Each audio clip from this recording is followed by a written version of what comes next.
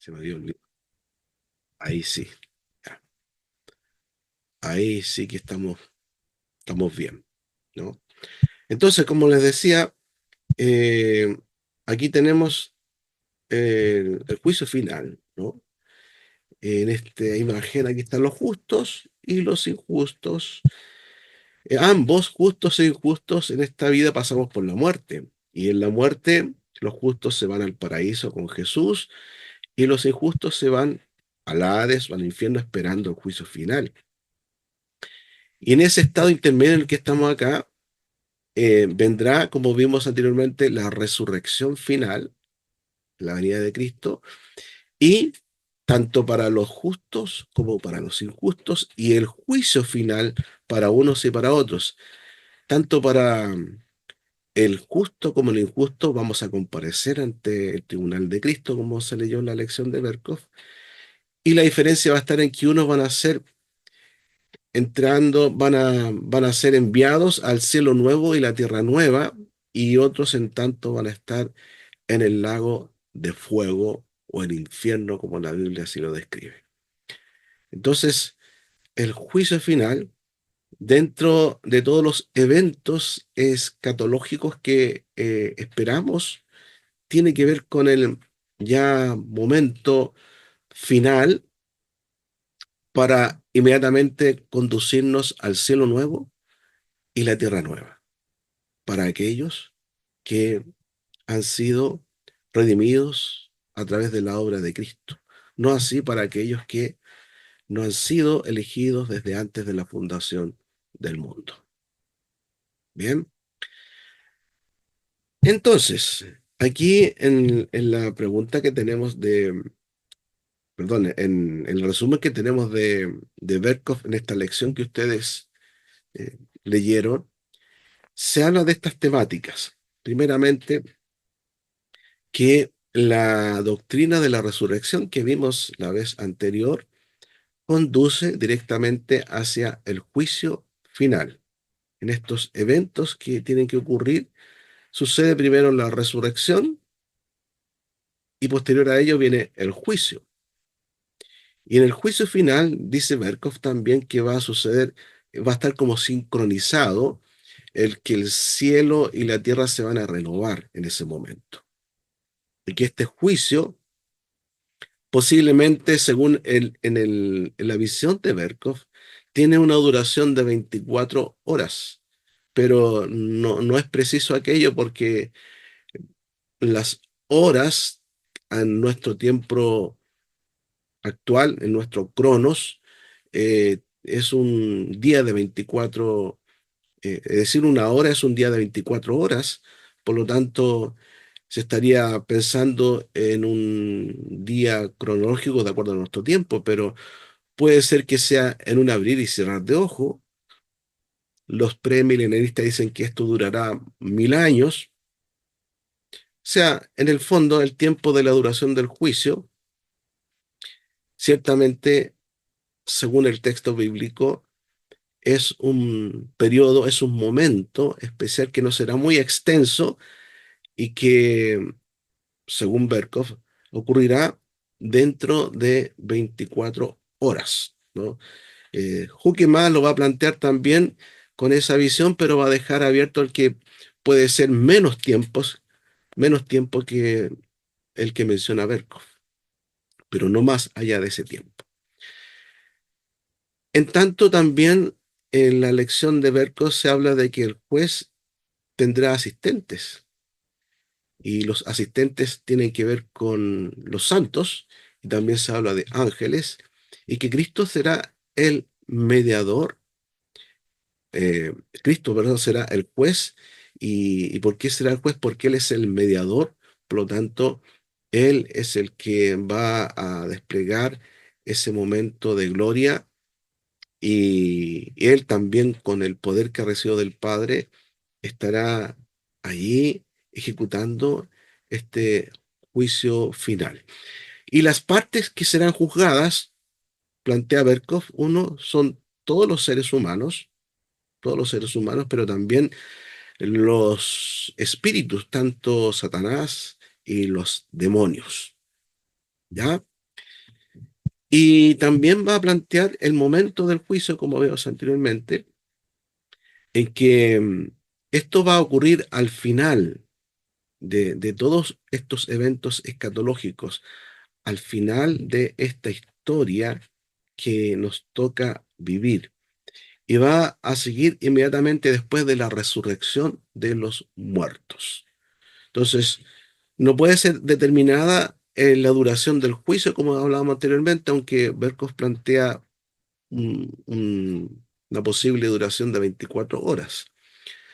Y la Biblia más bien habla del día del juicio, ¿no? Puede ser, como decíamos, un periodo eh, no más allá quizás de 24 horas o menos de 24 horas, pero o puede ser en un abrir y cerrar de ojos, porque eh, entendamos que quien va a estar allí como juez es Cristo, que es Dios y él es omnisciente, lo sabe todo, es todopoderoso, por lo tanto, como dice también la Biblia, para Dios un día son como 1000 años y 1000 años son como un día, ¿ya?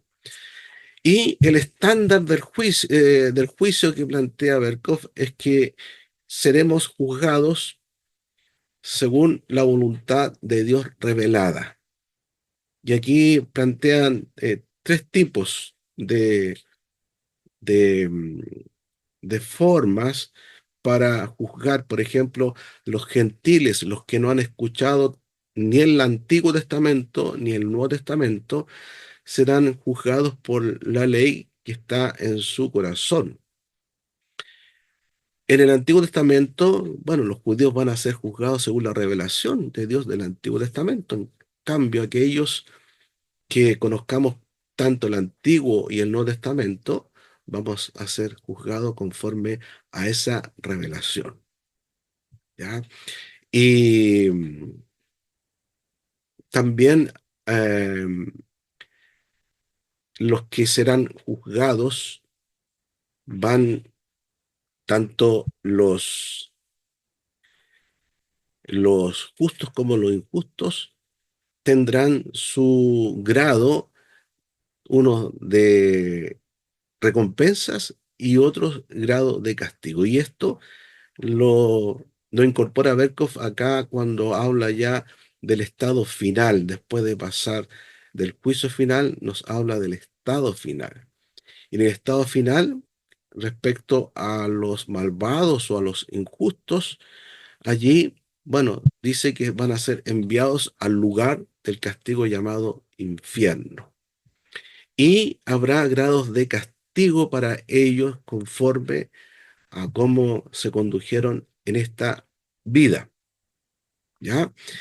Y el estado final de los justos, bueno, ellos entrarán a poseer la tierra nueva y el cielo nuevo, y ellos tendrán recompensas, y esas recompensas son de acuerdo a las obras que realizaron en esta vida para honrar al Señor.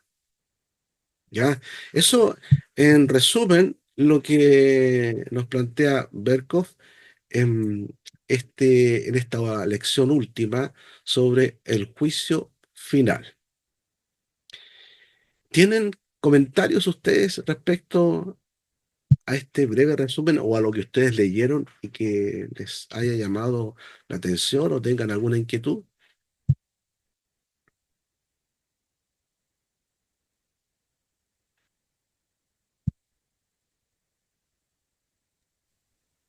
Yo tengo una duda existencial, pastor, respecto de esa recompensa. Cuando uno trabaja para el Señor, cuando uno se dedica a la obra y bajo la mirada del Evangelio, uno es el siervo inútil, tiene que hacer lo que le corresponde en realidad. ¿Es lícito pensar mientras uno hace la obra en esa recompensa? ¿Es lícito tratar de hacerlo buscando esa recompensa?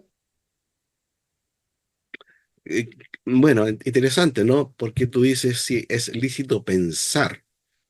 Y O sea, re- anhelar esa recompensa más allá del sentimiento de servir a Dios, que a mí me claro, parecía previo a la recompensa. claro, es cierto, porque una cosa es anhelar, el desear, lo que Dios nos promete como recompensa y quizás trabajar para eso también.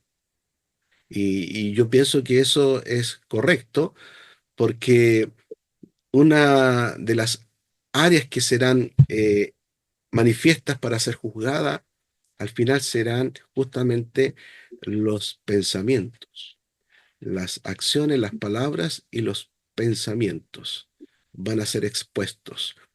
Y ciertamente, como dice la Biblia, nuestros pensamientos no son los pensamientos de Dios, pero cuando hay un anhelo de querer servir a Dios y un anhelo también de querer recibir esa recompensa, no hay una, creo yo, eh, no hay una confrontación entre una y otra. Al contrario, hay un apego de tal manera que yo estoy sirviendo al Señor con gozo, con alegría, porque deseo amarle y deseo recibir también lo que Él promete para sus hijos. Y eso nos incentiva a trabajar mejor para el Señor, nos incentiva a ser fieles al Señor, a cumplir su palabra. Y cuando hacemos eso, de seguro que yo creo estamos en buen camino, pero no lo hacemos pensando que con lo que estoy haciendo voy a ser salvo, porque ya entiendo que la salvación la recibí por gracia, pero lo estoy haciendo porque estoy sirviendo a Dios, pero también es porque anhelo en mi corazón recibir la corona de justicia, como dice Pablo, ¿no?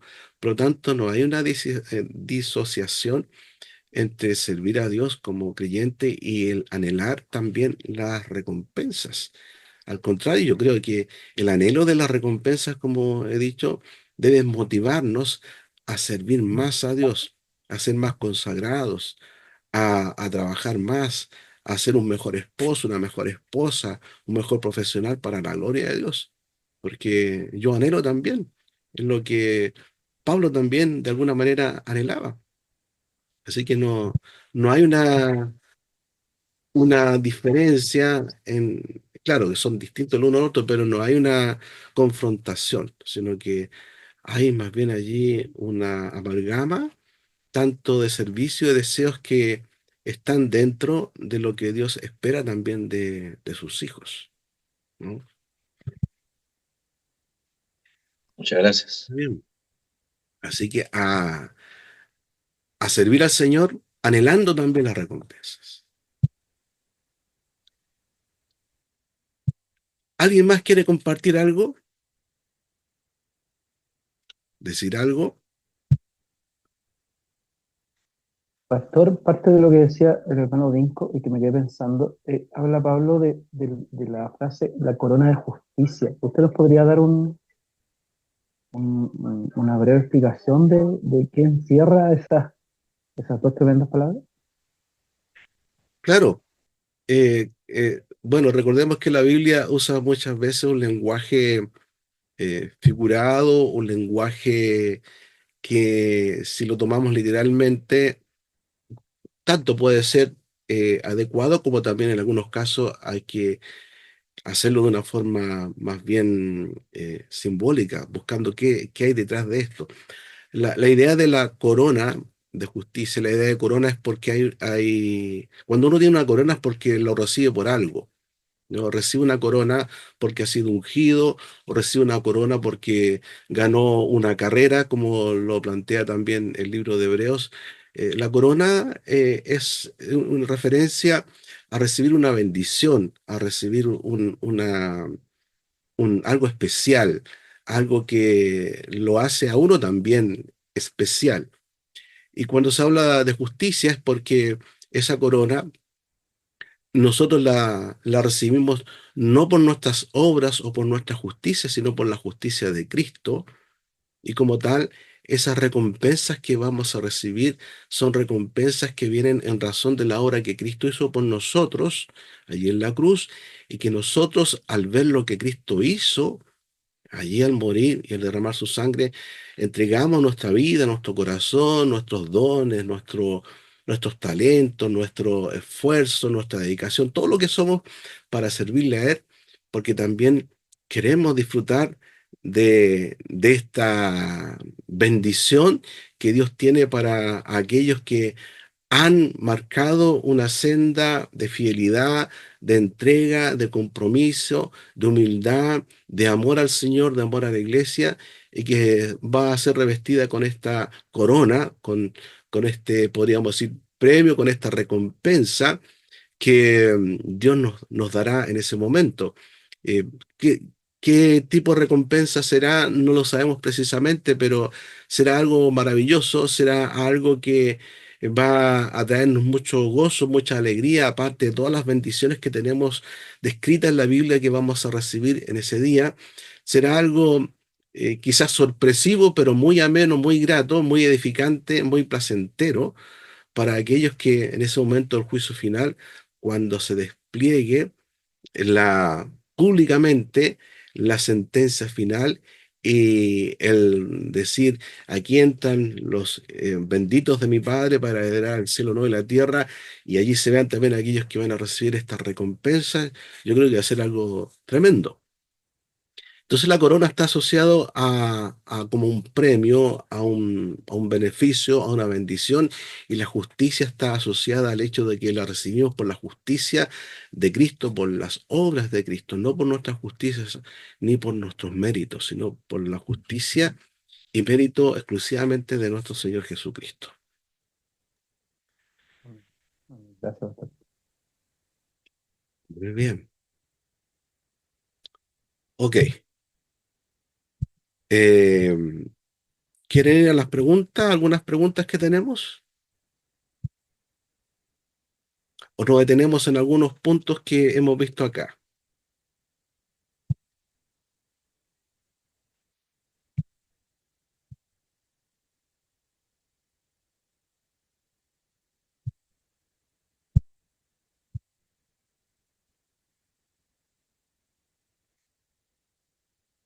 Ya. Entonces, vamos a las preguntas de la lección. La primera dice, ¿demanda el sentido moral de la humanidad un juicio futuro?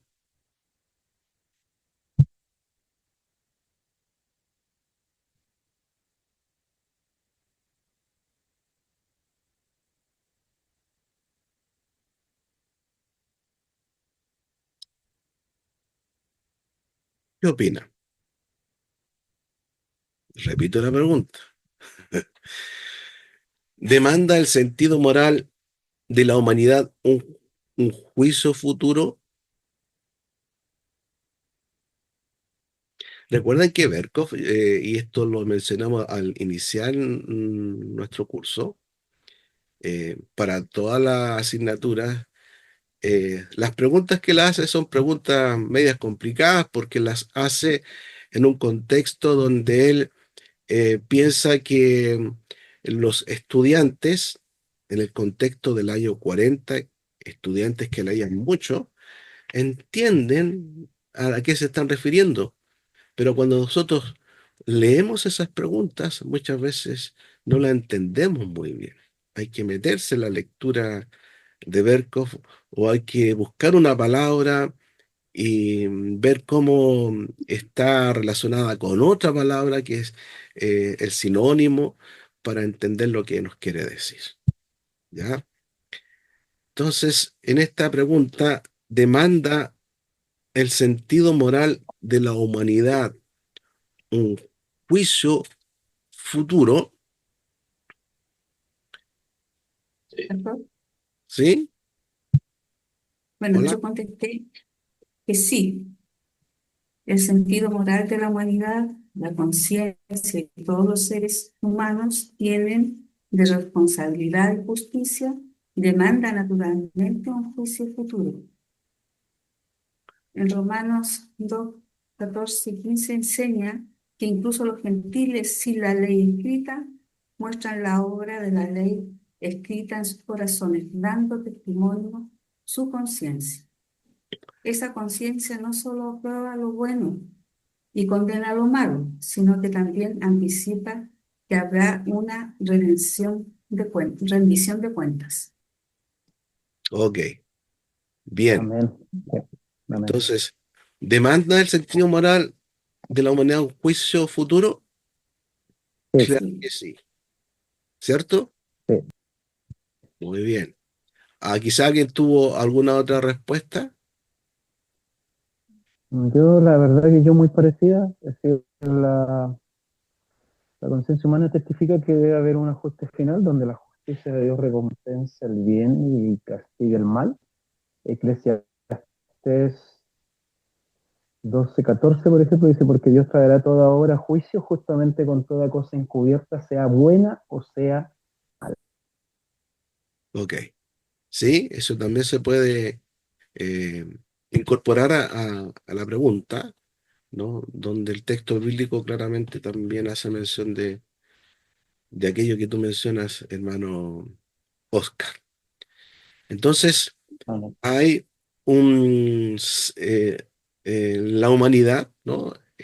Demanda ese juicio final porque también como que todo ser humano está esperando la justicia final, ¿no? Porque la justicia en este mundo como que no se ve, no está presente y dicen, ¿cuándo vendrá la justicia? ¿Cuándo se hará justicia? Y como que el ser humano está esperando que se haga plena justicia. Entonces, sí, está en el fondo moral del ser humano, ese es también como un argumento, el argumento moral de la existencia de Dios, ¿no? Que tiene que haber un juicio final para que esto plenamente se concrete. Muy bien. La pregunta número 2 dice, ¿a qué precursores históricos del juicio final se refiere la Biblia? ¿A qué precursores históricos del juicio final se refiere la Biblia?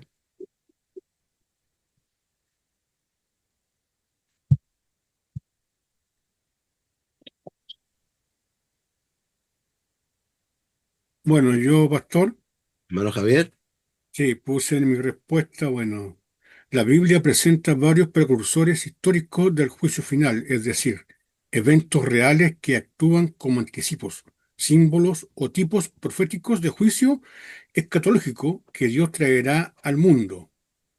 Uno de ellos es el diluvio que usted conversó, ¿no es cierto? En el preámbulo que usted habló, ¿no es cierto? Habló del diluvio Ujú. también. Me acuerdo de eso, el diluvio, que fue un juicio universal con advertencia previa, salvación para unos pocos, no es su familia, y destrucción para los impíos. La destrucción de Sodoma y Gomorra. Lot Ya, fue advertido y rescatado antes del castigo, como imagen de la misericordia para los justos.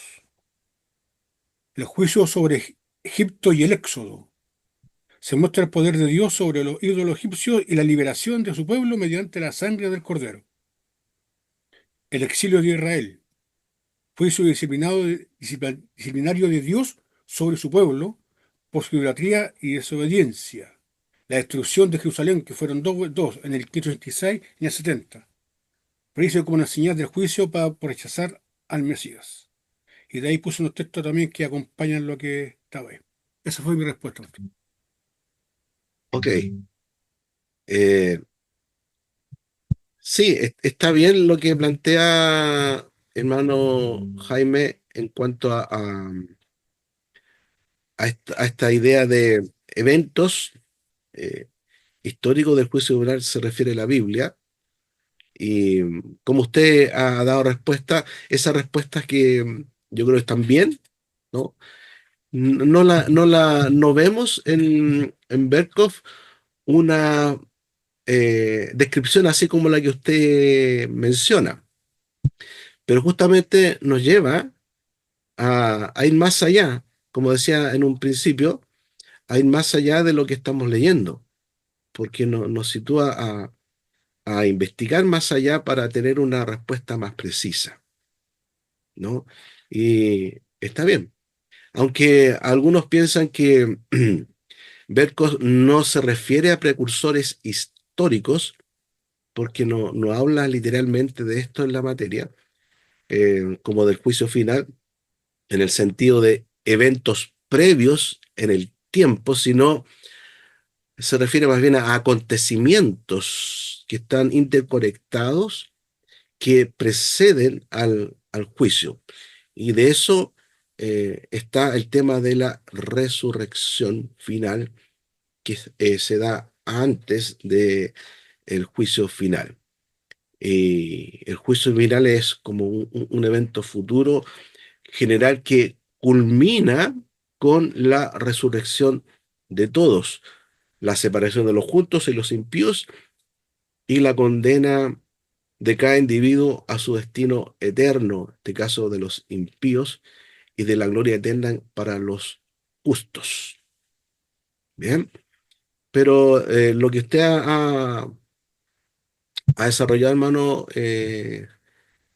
Javier, está dentro de lo que la Biblia va describiendo previo a lo que será el juicio final. ¿Hay alguien más que haya dado una respuesta similar, diferente o agregar algo más?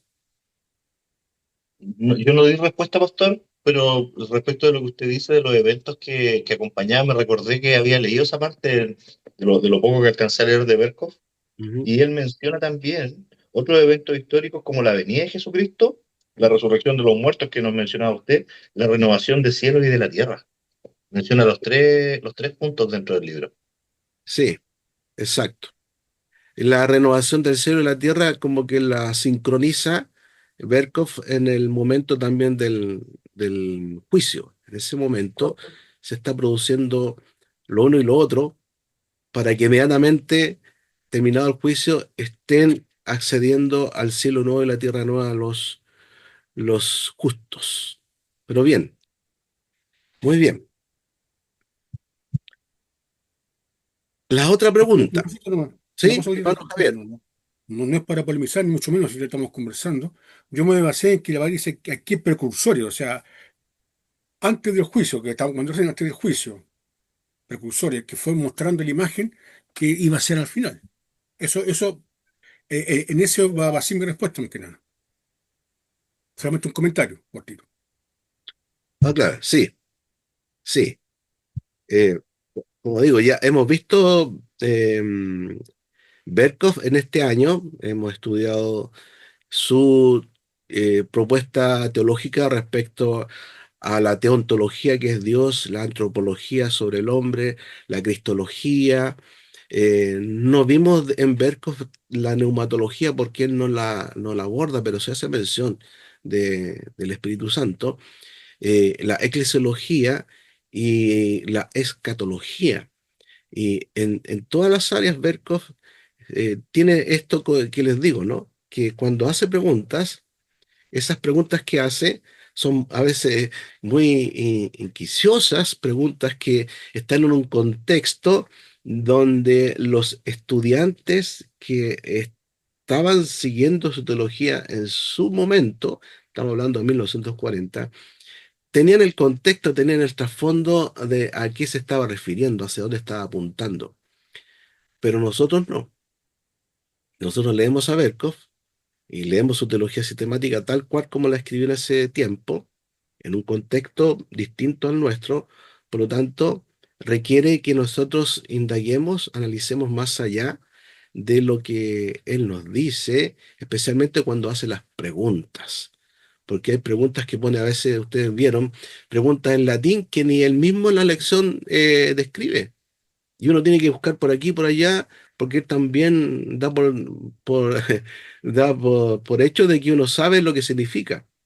Pero no es así, hay que averiguar por aquí, por ahí, otros términos de palabras que utiliza que hay que indagar por otras fuentes para saber a qué se está refiriendo, ¿no?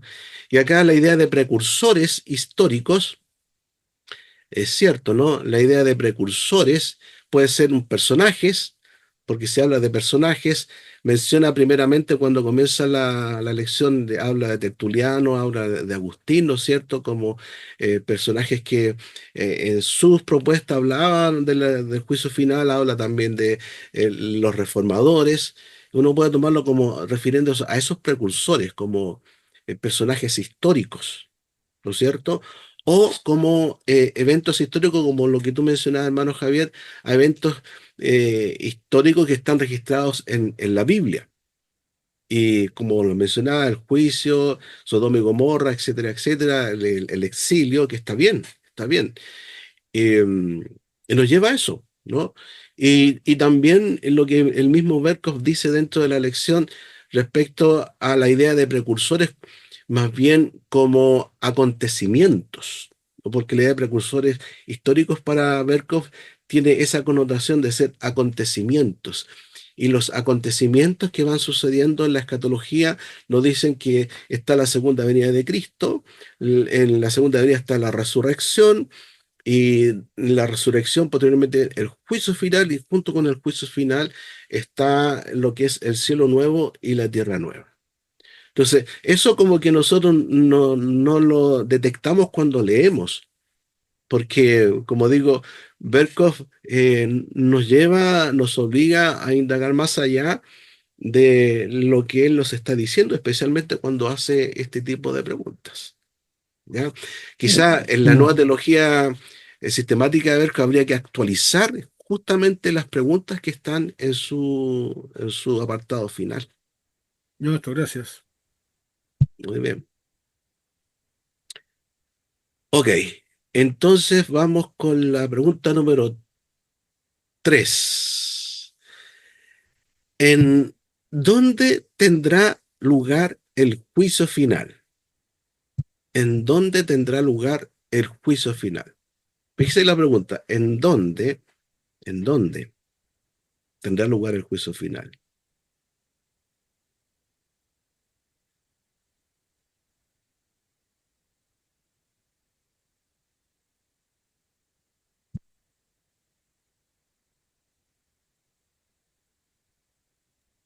Pastor.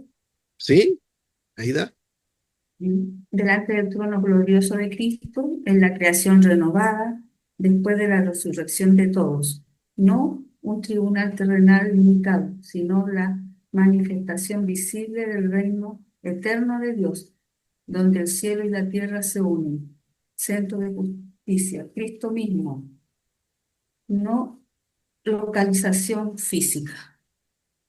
Sí, sí están bien esas dos. Ya, bien. Entonces, ¿dónde tendrá lugar el juicio final?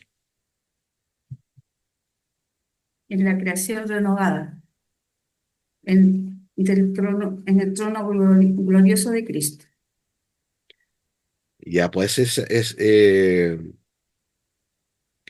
claro, puede ser una forma de referirse al momento donde vamos a estar con el Señor, vamos a gozar de Él, eh, y describe con esas figuras, ¿no? Que tú mencionas, el trono del Señor, la tierra renovada, etcétera. Pero el lugar es el fin de los tiempos, ¿no? Es, tendrá lugar en el fin de los tiempos o el fin del tiempo. Ahí tendrá lugar el juicio final, porque en estos eventos o acontecimientos escatológicos, con la primera venida de Jesús, van aconteciendo todos estos eventos que hemos visto, hemos analizado, hemos hablado del estado intermedio, hemos hablado de la inmortalidad del alma, hemos hablado del milenio, hemos hablado de señales que van ocurriendo. Entonces, todos esos eventos nos van llevando a un momento final. Y ese momento final es donde se va a dar el juicio final. Entonces, el juicio final tendrá lugar en el fin del tiempo. Y, y ahí ella comienza una nueva era, un nuevo, un nuevo tiempo, una nueva dimensión quizás. ¿Alguien tiene algo más o algo distinto? La verdad que yo tenía muy parecido a lo que dice la hermana. Como dice Apocalipsis 20:11-12, es decir, es en el trono de Cristo descrito como el gran trono blanco. ¿Sí? Claro, el gran, Ujú. le llaman algunos el juicio del trono blanco, ¿no es cierto? Eh, pero eso está hablando del acontecimiento, del hecho del juicio, ¿no? Y la pregunta es, ¿dónde? Y si hablamos de dónde en cuanto a tiempo, como digo, Berkov plantea preguntas que hay que ver en el contexto. Porque ¿dónde uno puede pensar en qué lugar será? Y tiene que pensar en qué lugar del desarrollo de los acontecimientos va a ocurrir. Pero usted se refiere, pastor, usted lo incluye, lo da a entender o lo empuja hacia, porque también dice el texto, o que dice el juicio final ocurrirá naturalmente al fin del mundo y seguirá inmediatamente después de la resurrección de los muertos, como dice Juan 5, 28, 29.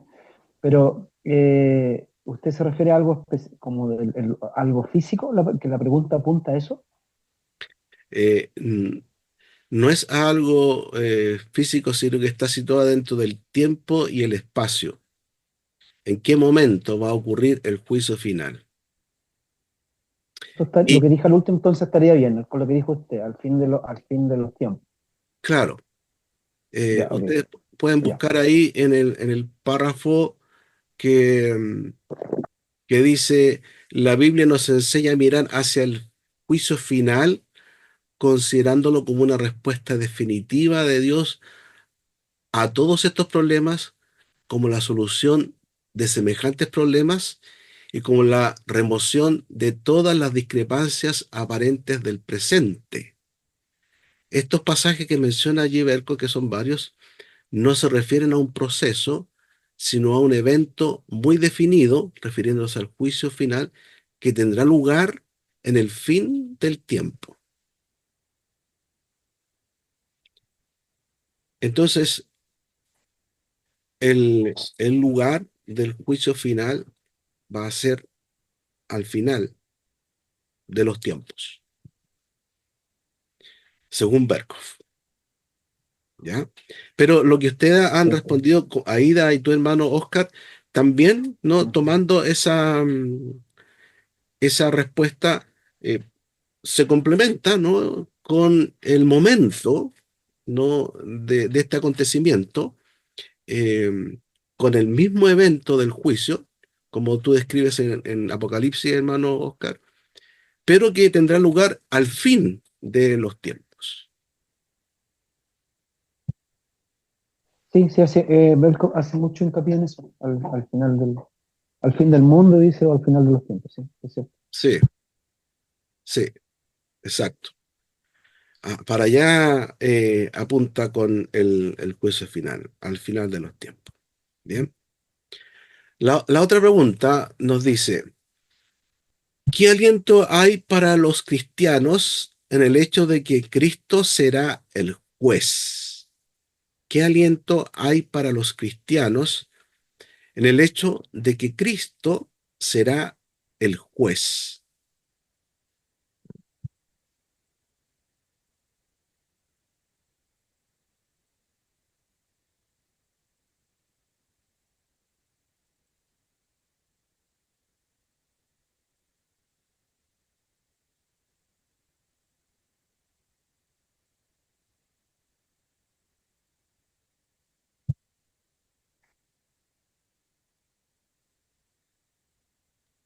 ¿Alguien tiene alguna respuesta? Sí, ¿Sí? sí. El hecho Cuénteme. de que Cristo sea el juez en el día final es uno de los consuelos más profundos que la Escritura ofrece, porque Él, el que dictará la sentencia, es el mismo que los amó, los redimió y dio su vida por ellos. Ese es un resumen, porque es más largo. Bien. Sí, excelente, muy bien. Y a eso se puede complementar diciendo lo siguiente, que en su capacidad como juez, Cristo está salvando a su pueblo hasta lo último. Completa la redención de los elegidos, los justifica públicamente y quita de ellos las consecuencias últimas del pecado. Amén. ¿No? Sí, sí, Como lo Lo dice Ujú. también Berkov citando Mateo 28, 18 y Filipenses 2. Mm. ¿Alguien más tiene algo que agregar, complementar a esta respuesta? Es decir, en el fondo, como al ser nuestro redentor, es nuestro abogado. Y como dice Romanos 1, ninguna condenación hay para los que están en Cristo Jesús.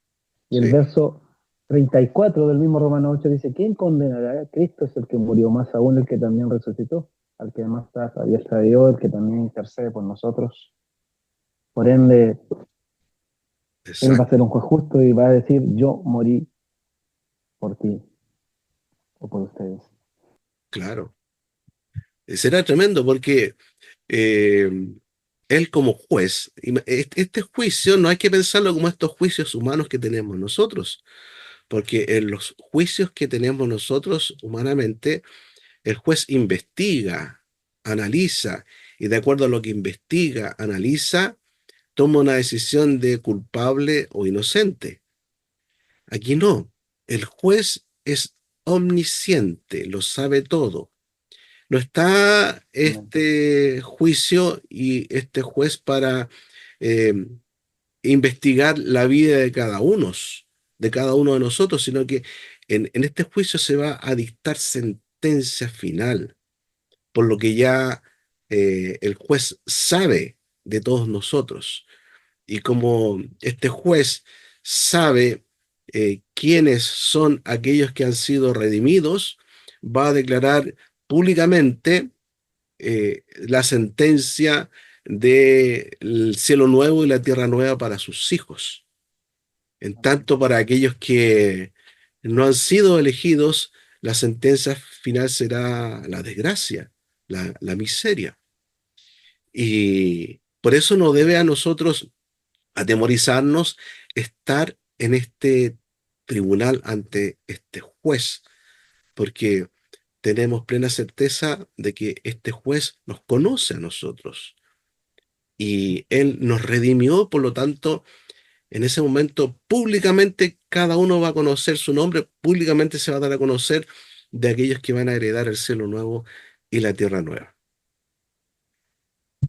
Amén. Claro. Hemos sido declarados justos en Él. Así es, así es. Amén.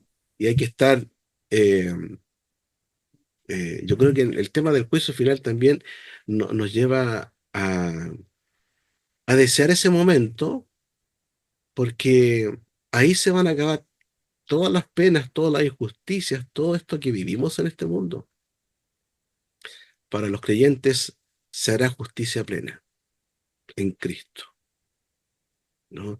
Será un momento donde vamos a escucharnos unos a otros esta sentencia y cómo vamos a entrar a este cielo nuevo, a esta tierra nueva, donde también el cuerpo será glorificado y disfrutará de esa nueva condición. No solamente el espíritu, sino que el cuerpo, lo material, también va a disfrutar de algo pleno, maravilloso que no tenemos ahora. Muy bien. Eh, por último, ya que estamos en la hora, no, la pregunta número 5, con esa vamos a terminar. Dice, ¿no prueba la expresión de Juan 5:24 que los creyentes no vendrán a condenación, que los creyentes no serán juzgados?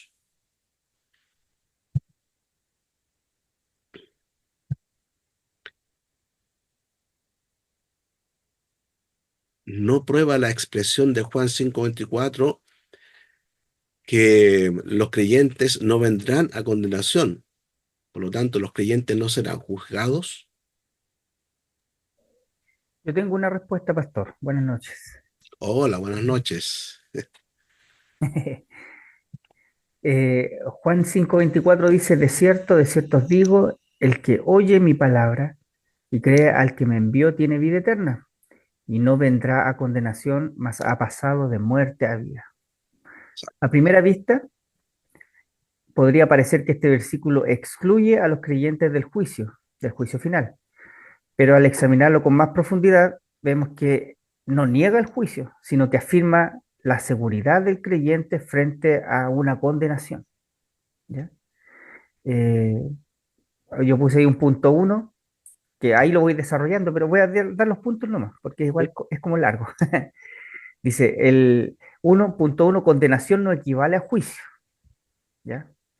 Punto 2, la Biblia enseña que todos comparecerán ante el tribunal de Cristo. Ujú. El punto 3 que puse dice, el juicio final tiene un propósito declarativo y es alentador para nosotros, los creyentes, eh, y los creyentes no debemos temer al juicio como un castigo, sino que esperarlo como una revelación de la gracia del Señor. Juan 5:24 no elimina el juicio, sino que garantiza su resultado favorable para quienes están en Cristo. Ujú. Eso basta. Muy bien. Sí, hay otra respuesta más amplia, así como respondía bien el hermano Javier, que va más allá de lo que Berkov describe en la lección respecto a esta y otras preguntas, ¿no? Porque si tú ves la lección, en la misma lección, Berkov no desarrolla lo que dice Juan 5:24. Entonces nos lleva a que nosotros busquemos trabajar y desarrollar esa pregunta, entendiendo a la vez el contexto de la misma pregunta en la materia misma que Berkov va desarrollando sobre si los creyentes van a ser presentados y juzgados ante este juicio final.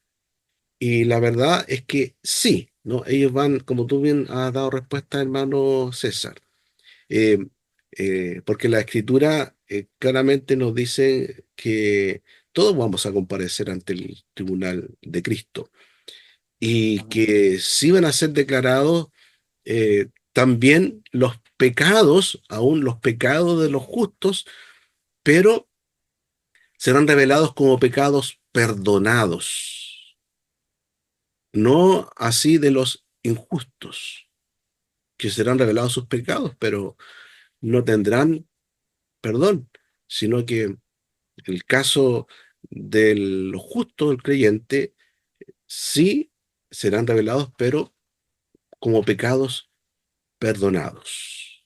Entonces, los justos, los creyentes, también van a estar compareciendo ante el trono de Cristo. Bien, Pastor. ¿sí, hermano Javier? No, es que mientras usted hablaba, me acordé del pasaje de 1 Corintios 3, Sí. del 13 al 15. La obra de cada uno será manifiesta, Ujú. porque el día declarará, pues por el fuego será revelada. Y la obra de cada uno, cual sea, el fuego la probará. Si permaneciere la obra de alguno que sobreedificó, recibirá recompensa, como usted comentaba. Sí, Si la obra de alguno se quemare, él sufrirá pérdida, si bien él mismo será salvo. O sea, como usted dice bien claro, no hay perdición, solamente es para la recompensa, como Dios es justo y es la escritura, ¿no es cierto? Aunque así como por fuego. Me acordé de ese pasaje, pastor. exacto. Porque Pablo también va a decir que la prueba de uno va a ser probada como por fuego, si es de hojarasca, si es de piedra, si es de plata, pero van a estar cimentadas en Cristo y eso en razón de las recompensas que también va a recibir el creyente.